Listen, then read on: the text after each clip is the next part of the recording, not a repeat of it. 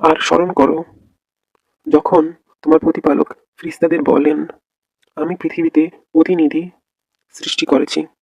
তারা বলল, আপনি কি সেখানে এমন কাউকে সৃষ্টি করবেন যে অশান্তি ঘটাবে ও রক্তপাত করবে? অথচ আমরাই তো আপনার প্রশংসা সহ মহিমা ও পবিত্রতা ঘোষণা করি। তিনি বললেন, নিশ্চয়ই আমি যা জানি তোমরা তা জানো না। এবং তিনি আদমকে সমস্ত নাম শিক্ষা দিলেন।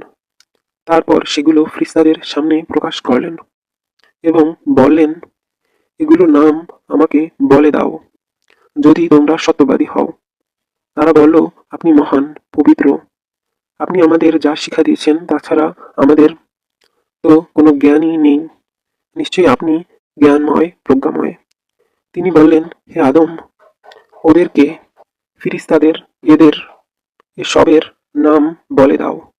যখন সে তাদেরকে সেগুলোর নাম বলে দিল, তখন তিনি বললেন, আমি কি তোমাদেরকে বলিনি যে আকাশমণ্ডল ও পৃথিবীর অদৃশ্য বিষয় সম্বন্ধে আমি জ্ঞাত, এবং তোমরা যা ব্যক্ত করো বা গোপন রাখো নিশ্চিতভাবে আমি তা জানি।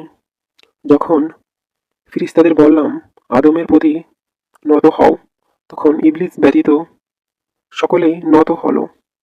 সে অমান্য করল ও অহংকার করল, সুতরাং সে অবিশ্বাসীদের অন্তর্ভুক্ত হলো।